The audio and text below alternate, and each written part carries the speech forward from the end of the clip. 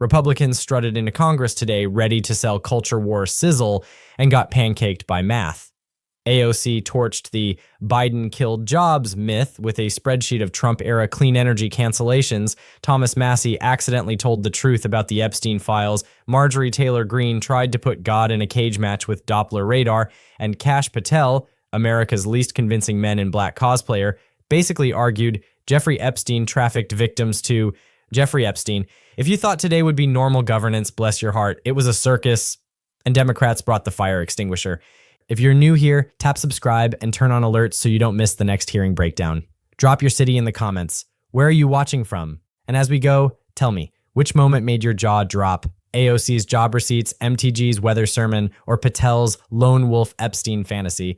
Today's headline moment came in the House Energy and Commerce orbit, where Rep. Alexandria Ocasio-Cortez sat the Trump-era policy record down and graded it like a calc teacher. No vibes, no slogans, job numbers. She pressed Jeffrey Novak, acting general counsel in the EPA-DOE tangle of administration lawyering, with a simple question.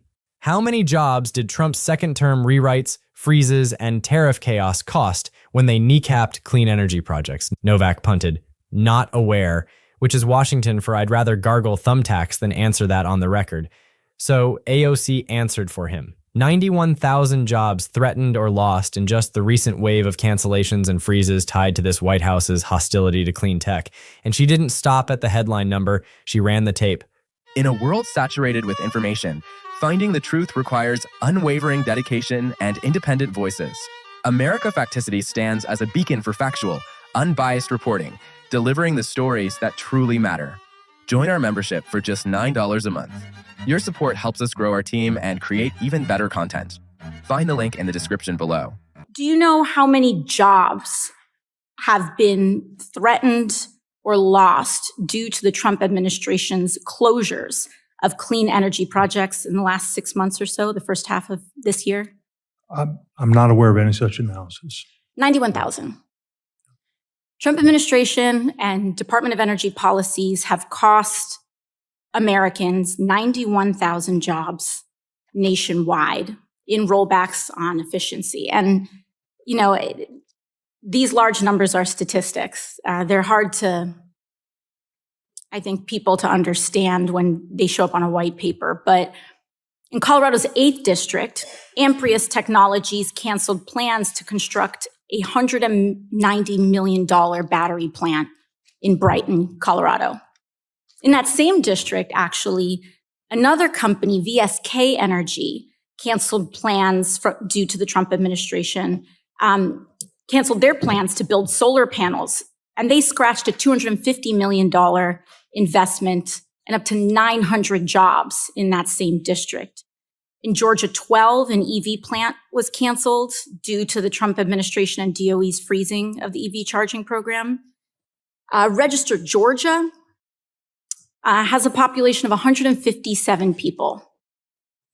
They lost out on 166 jobs. They lost more jobs than they have people in that town because of the cancellation and war on renewable energy and clean energy here. In that same district, a copper foil manufacturing plant went bankrupt as a result of these rollbacks, and Augusta, Georgia lost out on 350 jobs. And I mean, the list goes on. In South Carolina, 250 jobs when a construction of an EV plant in Florence was halted due to DOE's freezing of funds. I mean, we could go on. In Michigan 10th, 167 jobs were lost after $50 million worth of investment. These are all freezes in renewable and clean energy construction and development projects. This is an industry that has been a source of jobs and growth. This administration, the Trump administration, is destroying the American economy, destroying American jobs. 91,000 jobs in this sector alone. I have one simple question. In these towns and areas, what is the DOE's plan to replace those jobs in those affected areas? I'll say this is beyond the scope of what I'm prepared to testify to today. I'd be happy to take the question for the record in regard to the analysis that you cited here regarding job. Then you had Democratic Congressmember Robert Garcia go to the floor of the House of Representatives because the MAGA Republicans put forward a piece of legislation that would lower the age to prosecute minors as adults from 16 down to 14 in D.C. First, let me show you what Congressmember Garcia said. Play this clip. I want to remind our Republican colleagues that crime in D.C. over the last few years has actually been going down. And quite frankly, the idea that we are now going to put middle schoolers in prison, this should be called the Middle Schoolers for Prison Act, is inhumane and shameful. We can all agree that crime should be taken on, that D.C. and other cities we want to make safer.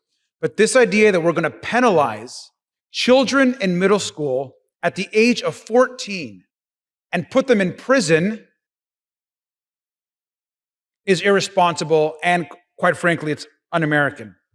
I want to remind my colleagues that at this moment, what we're doing right now is stripping 700,000 residents who have come together in D.C. to create laws, to bring community together, to fight for statehood and representation. We're going to strip them from their ability to manage their own city. These efforts do nothing to reduce crime or improve public safety. And once again, I know that the president is obsessed with Washington, D.C. He's obsessed with its local laws. I ask him once again, he should step down as president and run for mayor if he's so interested. Colorado's 8th District, Amprius Technologies pulled back on a $190 million advanced battery project near Brighton.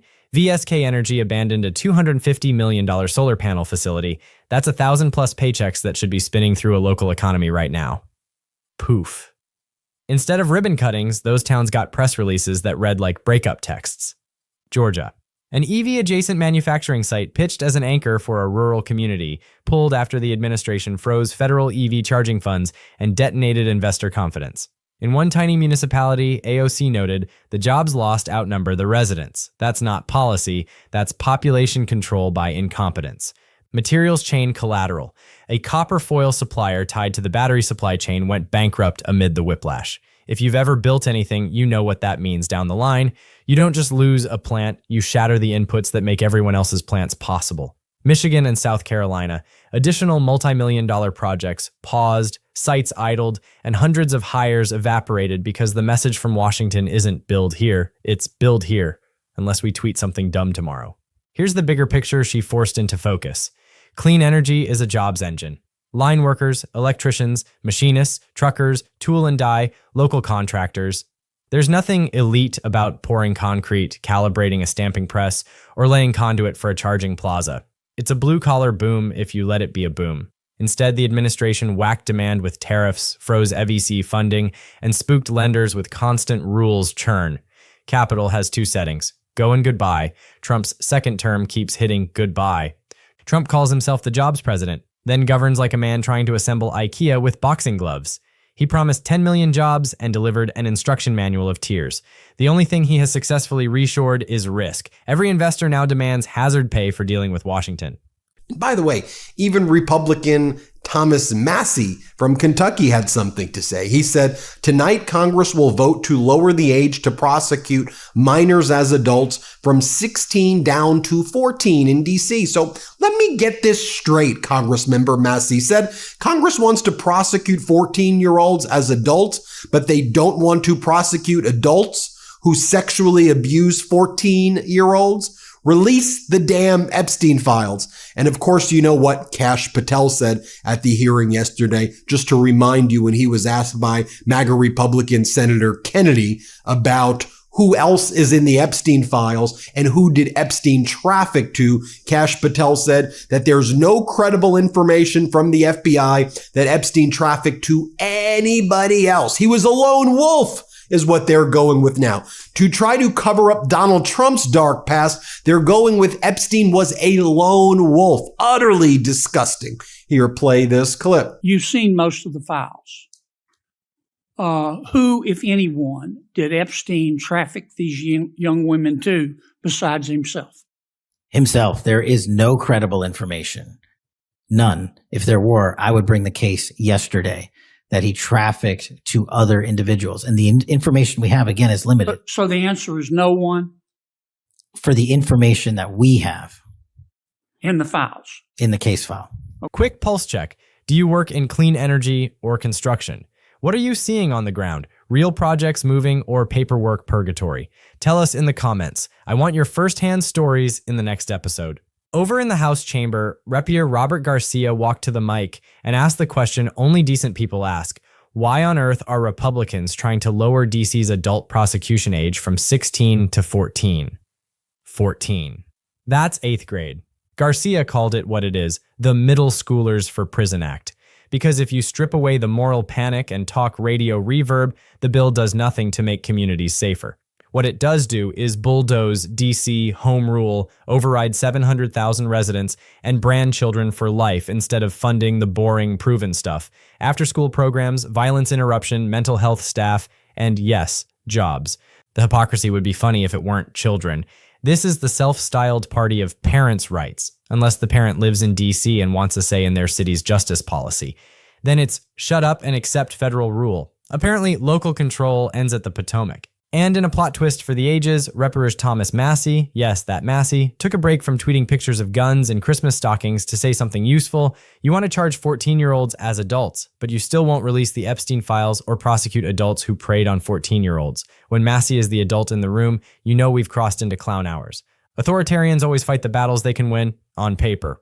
Real safety is hard. Locking up a kid is easy. It's governing by headline, not by outcome.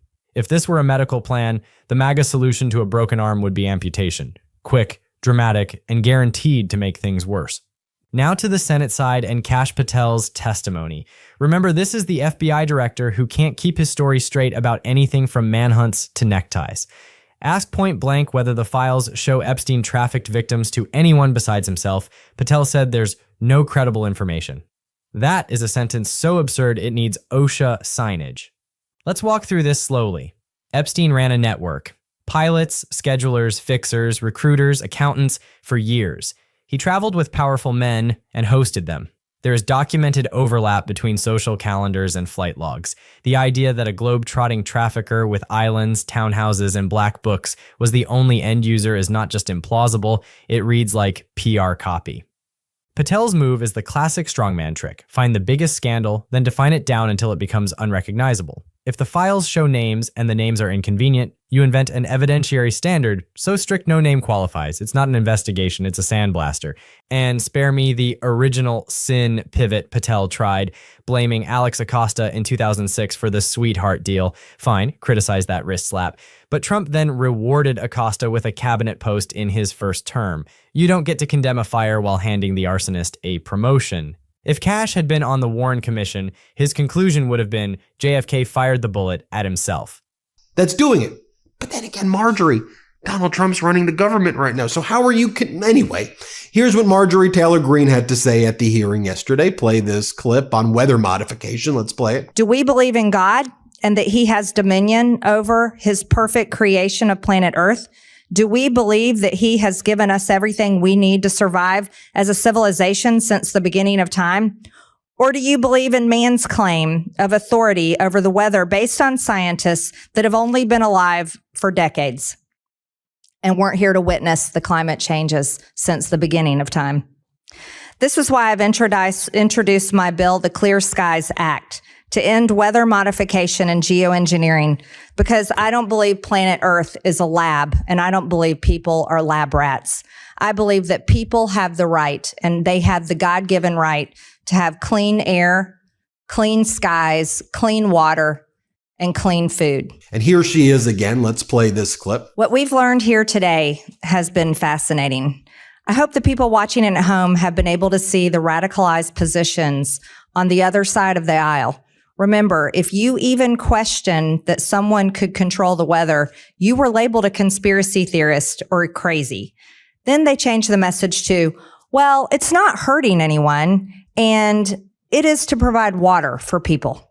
And now they've come full circle around to the point that modifying the weather is how they save the planet from the global warming hoax, whether you agree or not.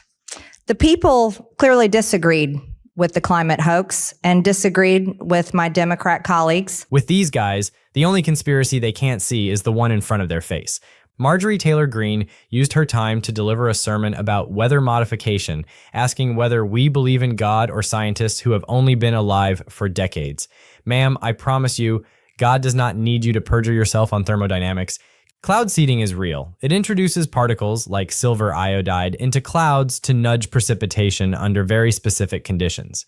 It's been around since the 1940s and has limited localized effects when it works at all. It is not a joystick for steering hurricanes, blizzards, or heat domes, and it doesn't change the thermodynamics of a warmer, wetter atmosphere that turbocharges extremes. The federal government barely funds it.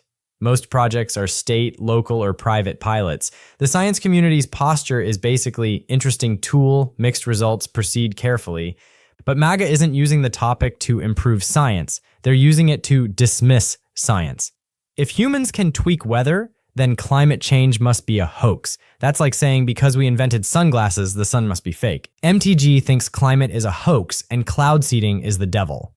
Which is fascinating, because Trump is currently running the federal government. If there's a secret weather machine, it's under his desk. And judging by his competence elsewhere, the best it could do is schedule a drizzle and crash to desktop. Enter Representative Melanie Stansbury from New Mexico, who did what grown-ups do. She brought receipts and mission discipline. The subcommittee's actual charter is oversight of waste, fraud, and abuse. Instead, Republicans are staging a science talent show for climate denial. Stansbury noted, "We're 2 weeks from a potential government shutdown. The majority rammed through a big, ugly package that balloons the deficit, axes health coverage, and jacks premiums. The administration is flouting rule of law, including stonewalling the Epstein subpoena, and oversight, the committee meant to keep the lights on, is debating weather magic while the EPA is being dismantled in a separate hearing." Then she did something rare. She engaged the actual science. Yes, study cloud seeding. Yes, monitor environmental impacts. Yes, consider water rights implications in the West. But do it in the right committee with real experts, not as a vehicle for clickbait. That's what serious looks like, a word that hasn't been allowed in the Republican cloakroom since 2016. Repster Summer Lee cut to the marrow. Republicans discover civil liberties concerns only when the target is a corporation. When a petrochemical plant dumps toxins, we hear about over-criminalization. When a teen with a vape pen gets pulled over, it's throw away the key. Lee's point isn't abstract. Communities like hers breathe the output of someone else's profit. The kids who grow up under smokestacks get asthma, the executives get bonuses, and when you actually enforce the law on polluters, the same folks shrieking for 14-year-olds to be tried as adults suddenly want restorative justice for multinational firms. Now, I want you to contrast that to Democratic Congresswoman Melanie Stansbury. I want you to watch this full clip because, first off, Congresswoman Stansbury deserves far more attention than she gets. She is an incredible Congress member. She is diligent. She comes with receipts. She's fact-based. And this is the type of leadership that I want to see more of. Fact-based, science-based, data-based. Let's take a watch. Watch this whole clip. She says DOGE is back. And what's the GOP up to? Rooting out waste, fraud, and abuse? Nope. They're using DOGE to platform climate denialism and anti-science theories. You saw that right there. Here, play this clip. DOGE is back, and there's going to be a lot to unpack in this hearing. But I think first and foremost, we want to acknowledge that the purpose of this subcommittee and why it was created in the first place by the majority was to root out waste, fraud, and abuse. That's literally the mandate for the DOGE subcommittee. And I want to emphasize that we remain focused on that mission. In fact, we are working on a report on the waste, fraud, and abuse that we're currently seeing in this administration. And I think it's important to also recognize that we are 14 days from a government shutdown. And so I'm troubled to see that this subcommittee, which is designed to address government spending, to streamline efficiency of government programs, has strayed so far from its mission, especially as there's such pressing matters facing our country, including a government shutdown, the passage of the big ugly bill, which not only drove up the federal deficit by $4 trillion, but is kicking millions of Americans off their healthcare and about to make their healthcare premiums go up, tariffs that are causing inflation to go up and putting small family businesses out of business, an administration that's flouting the rule of law every day, and a total lack of transparency in the Epstein case as the administration has still refused to comply with the subpoena that this committee issued. So there's a lot of important things that this committee could tackle. And I would think that a topic involving environmental science would be more well suited to a committee that actually deals with science or environmental issues. But I am happy to talk about climate change and weather modification. It's a topic that I've spent many years in my career working on. In fact, I worked more than 20 years as a water resources manager working on drought and water planning issues in the state of New Mexico. And I know how important addressing drought and water issues is for our farmers and ranchers out there. And personally and professionally, there's a lot to discuss with respect to weather modification. And so if we're going to talk about it, let's talk about it. Certainly, there's a lot of DOGE-related topics we could talk about with respect to climate change and weather programs, including the dismantling of climate, natural resources, and emergency response programs, the firing of federal officials, dismantling of EPA, the illegal freezing of federal funding, removal of the U.S. from international climate agreements, dismantling clean energy programs, catastrophic response to natural disasters, including what we saw in Texas. And all of these topics would be ripe for an oversight hearing. So I hope that we can use this hearing to discuss some of those issues. But with respect specifically to weather modification, whether it's cloud seeding or other technologies, I actually agree with many of the assertions about the need for further discussion, further science, and potentially further regulation of these particular technologies. But it's important that we distinguish between fact and fiction, between clickbait and real solutions. So let's talk about some facts. Weather modification and cloud seeding, as was mentioned, it's a real thing. It exists. It has been practiced in varying forms since the 1940s. Increasingly, folks are looking at this as an opportunity to increase rain and precipitation, but the science is still out on many of these technologies, and we absolutely need to understand what are the implications for air quality, for precipitation, and the implications also for water rights in the West, because this could have far-reaching implications. But it's also important to understand that many of these technologies are in the R&D phase. They're in limited use in a number of states, and it's not actually technologies that the federal government even widely supports. This is largely in the private sector. So in the world of science, it is widely acknowledged that more science is needed to understand use, efficacy, and impacts of these technologies. So those are the facts. Those are the facts.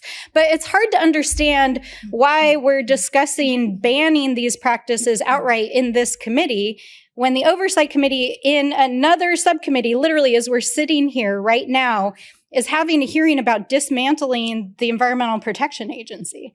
And the actual bill under discussion in this committee is trying to use the EPA to regulate these particular practices. So the inconsistency in governance is very confusing here.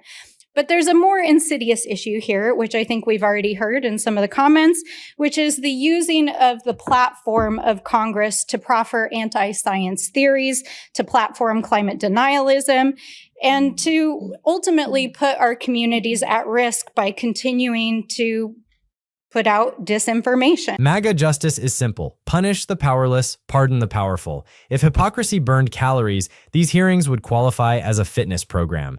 Zoom out. Strongmen operate off a two-step fear and spectacle. You invent enemies, trans kids, college professors, public defenders, now the weather, and you promise the cure. Punitive bills, militarized headlines, lawsuits against newspapers. Meanwhile, the competence part, the boring, critical stuff like funding EV charging, keeping supply chains predictable, working with governors, releasing court-ordered records, turns to confetti. You saw the split screen today. AOC, Stansbury, Summer Lee, facts, job numbers, mission discipline, measurable outcomes. Green, the prosecute 14-year-olds caucus. Patel's spin, distraction, projection, and in Epstein's case, historical revision that insults victims. And here's the kicker. When people push back, it works. We've already seen grand juries refuse to rubber stamp flimsy political prosecutions. Governors and mayors have told Trump's cosplay militia to keep the tanks out of town, and the tanks didn't come. Authoritarians need permission. Don't give it. A last word on the 91,000. These aren't just green jobs, they're the industrial policy Americans keep begging for. You want to rebuild the middle class? You plant factories, you standardize rules, you de-risk investment. That means consistent interconnection timelines, a stable ITC, PTC landscape, and a White House that doesn't wage a tariff war against its own supply chain like a dog chasing its tail. Every time Trump's team freezes a program, moves the goalposts, or tweets policy by tantrum, CFOs do the rational thing, hit pause. Projects don't die because environmentalists said, boo. They die because the spreadsheet can't tolerate a president who legislates by all caps. Trump keeps bragging he'll run America like a business. He did. Unfortunately, the business he picked was Trump University. Big promises, bigger invoices, and a bankruptcy in the footnotes. Days like today clarify the choice. Government as revenge, or government that works. Jobs, or juvenile prisons. Science, or superstition.